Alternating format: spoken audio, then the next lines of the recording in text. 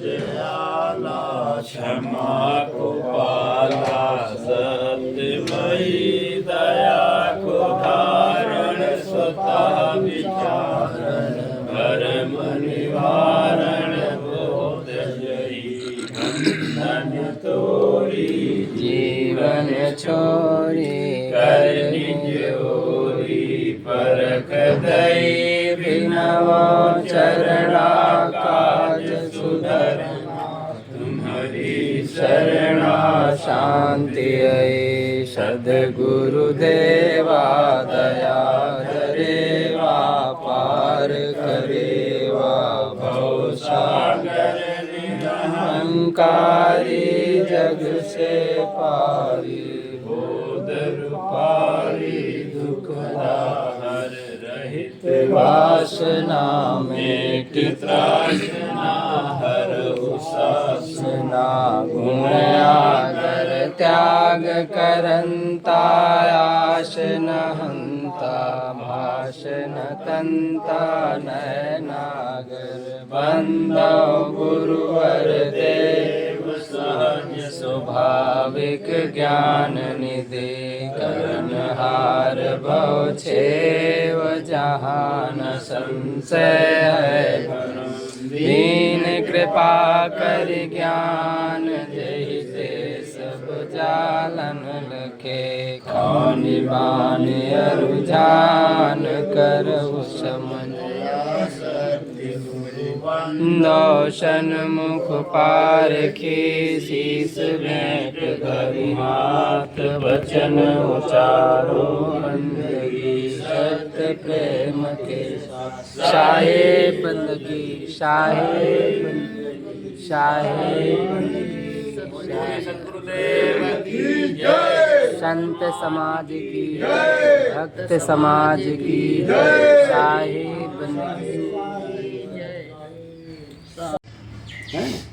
आपत्काल परखिए चारी धीरज धर्म मित्र और नारी आपत्तिकाल आ जाए कोई दुख आ जाए तो धीरज तभी की जरूरत है धीरज कि भाई धीरज धरो किसी के घर में आग लग गई तो धीरज धरो और साहब तो कहे कि जो है श्री राम की जय प्यारी आग सारा पट्टन जन्म हुआ बहुर ले आवे मान आग सारे गांव को जला दिया घर को जला दिया राख कर दिया और सब कुछ हुआ तोबा कर करके उसके बाद जब सब हुआ भूख लगी तो कहें भैया अब आग तो रह नहीं गई क्योंकि सब बुझा दी गई तो कहीं से आग मांग लो तो भैया और उसी आग से सब कुछ जल गया और फिर आग लाई अल्लाह ना पड़ता है ना।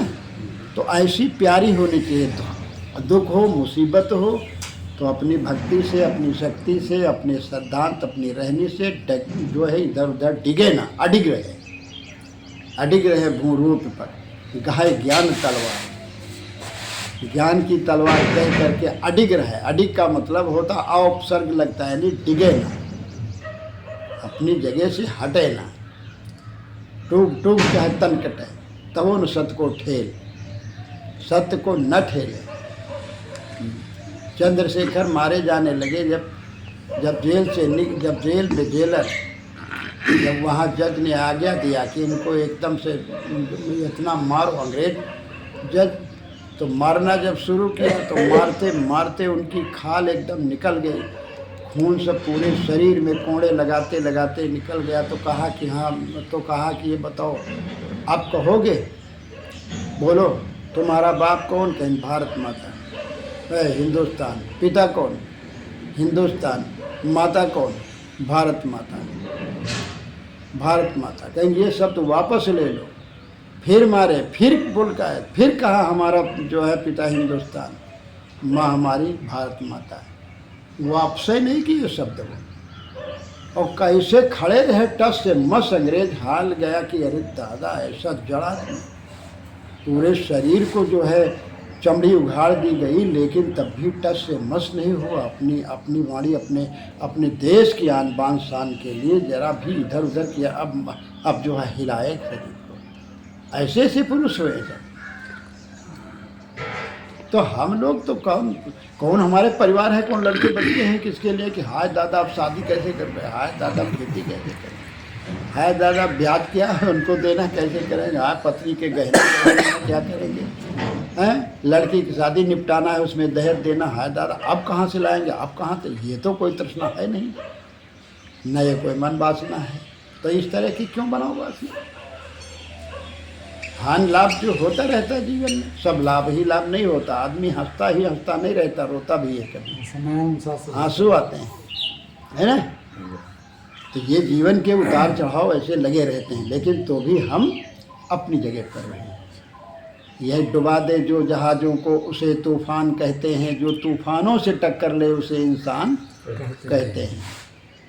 जीवन में चाहे इतने तूफान टक्कर ले भी यही बात हो जाता है। जनक के राजा जनक के यहाँ याज्ञवल्क ऋषि महाराज बैठे थे, प्रकांड विद्वान थे, महर्षि याज्ञवल्क जी बैठे थे। सुदीर्घ उनके लड़के भी थे। सुदीर्घ से कह भी दिया था कि जा करके वैराग्य और त्याग की भावना उनसे सीखो जाकर। तो याज्ञवल्क जी महाराज बैठे थे, सुदीर्घ जो है उनके सुपुत्र थे याज्ञवल्क जी महाराज के बैठे, और सुखदेव जी भी बैठे थे। सुखदेव जी बाल ब्रह्मचारी व्यास मुनि के पुत्र थे, वो भी बैठे थे। और निहंग वो एक केवल लंगोटी पहनते थे बस। अब वो एक लंगोटी वहाँ गेट पर धो करके नहा करके और छोड़ करके चले आए। और यहाँ पर वो दौड़ता हुआ एक आया राज दरबार से और कहा कि महाराज जो है मिथिलापुरी में आग लग गई है और पूरी धू धू करके जल रही है, ये देखिए कि कितना बड़ी लपटें उठ रही हैं। और महाराज कह करके और दौड़ता हुआ भागता हुआ चला गया। महर्षि याज्ञवल्क ने कहा कि जनक इतने जोरों से हल्ला उठ रहा, क्या आपको नहीं सुनाई देता? आप तो बैठे हंस रहे मुस्करा रहे हैं बढ़िया, और आपको ये नहीं है कि हम मिथिलापुरी धू धू करके जल रही है? आपको कोई चिंता नहीं है? सुखदेव जी उठे दौड़ते हड़बड़ाए कि हमारी लंगोटी जल जाएगी। तो वो लंगोटी जी ने गेट तरफ दौड़ते भागते चले गए। और जनक जी के जो है वो मिथिलापुरी सब पूरा किला और सब कुछ जल रहा था धू धू करके। तो जब याज्ञवल्क ने कहा कि तुम टस से मस नहीं होते हो, मिथिलापुरी धू धू करके जल रही है, और जनक तुम उठ करके देखते भी नहीं हो जा करके। तो कहा ऋषिवर, जहाँ हम हैं आप हैं वहाँ कोई ना आग है, न कुछ जल रहा है, न जलने को कुछ है, या कोई आग नहीं है। कहने का तात्पर्य ये है कि इस तरह जो जलना था वो जल गया ज्ञान अग्नि में, अब क्या जलना बहकवा के रह गया। तो अपने अंदर किसी प्रकार की लोभ मोह क्रोध काम इन वासनाओं की आग न हो। इनमें बहुत लोग जल गए, दूसरों को भी जला डाले, तो ये आग न हो। ठीक, तभी हम समझ लो जीते जी जो है मुक्त है।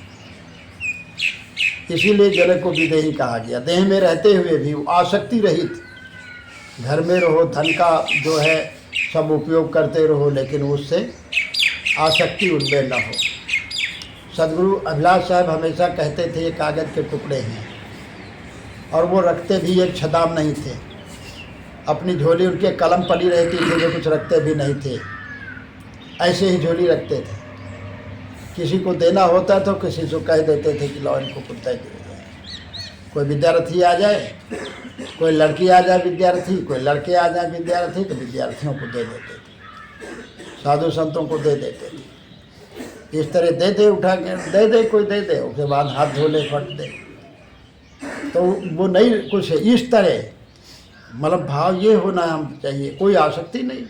जब हमारे पास है नहीं तो क्या आसक्ति? कुछ नहीं आसक्ति। आसक्ति रहित रहो। और यही आसक्ति जो रुपया पैसा धन दौलत में परिवार में जो आसक्ति बन गई है, वह आसक्ति जो है वो नरक है और बंधनदायी है। और वही आसक्ति, वही लगाव यदि गुरु में, वैराग्य में, त्याग में वही आसक्ति बन जाए तो वो मोक्षदायिनी है। वह आसक्ति मोक्षदायिनी है। जो आसक्ति मोह ममता रुपया पैसा धन दौलत में आसक्ति बनी हुई है वह बंधन है, वह बंधनदायक। और वही आसक्ति जो है अगर गुरु में, वैराग में, भक्ति में लग जाए, वही आसक्ति तो वो मोक्षदायी है, मुक्तिदायी है। ठीक, तो आसक्ति रहित होना चाहिए, निरासक्ति भाव रहो, कहीं भी रहो। बस मान सम्मान पाओ तो भूलो ना, धन दौलत पाओ तो भूलो ना, है ना। कोई निंदा बुराई कर रहा है तो उसमें क्रोध गुस्सा रहित रहो, मानो कोई कहा ही नहीं, कोई कुछ किया हमारे साथ गलत नहीं, ये भाव रखो। बस ये भाव लेकर के चलो, कल्याण है आपका। कहीं भी संसार में रहो, कहीं फूलोगे तो कहीं पचकोगे, कहीं क्रोध करोगे, कहीं खुश हो जाओगे। तो इस तरह से त्याग, वैराग, भक्ति, भजन नहीं हो पाएगा, बंधनों से मुक्त हम नहीं हो पाएंगे, आसक्ति रहित नहीं हो पाएंगे। इसलिए निरासक्त रह करके अपने वैराग भजन में लगे रहो, लगे रहो। भजन की डोरी टूटे ना रे, भजन की डोरी में लगे, टूटे न, टूटने न पाओ। और जहाँ हम इधर उधर हुए कि वे डोर टूट गई, संपर्क हमारा कट गया। जैसे पत्रकार लोग बात करते तो कहते देखो फला कहाँ, जहाँ पर वो संवाददाता रहते उनसे कहते कि हम, वो कहते हैं बताइए वहाँ की क्या स्थिति, क्या हालत है। तो जब बात नहीं आती तो कहते संपर्क उनसे कट गया, संपर्क टूट गया। और दो संपर्क भक्ति और वैराग से टूट जाएगा कब? जब लोभ की तरफ, मोह की तरफ, कामनाओं की तरफ जब हम उधर बढ़ेंगे तो हमारा कनेक्शन भक्ति वैराग अपनी रहनी से टूट जाएगा, गुरु से टूट जाएगा। तो भजन की डोरी टूटे ना रे, भजन की डोर जो है वो न टूटे। भजन हर समय, भजन है मन को निर्मल रखो, मन को कूड़ा कबाड़ से बिल्कुल साफ रखो, अपने हृदय को बिल्कुल साफ रखो, अपनी भावनाएं हमेशा शुद्ध रखो। और नहीं तो ये सब घेर लेंगे, हम हैं तो उन्हीं के बीच में।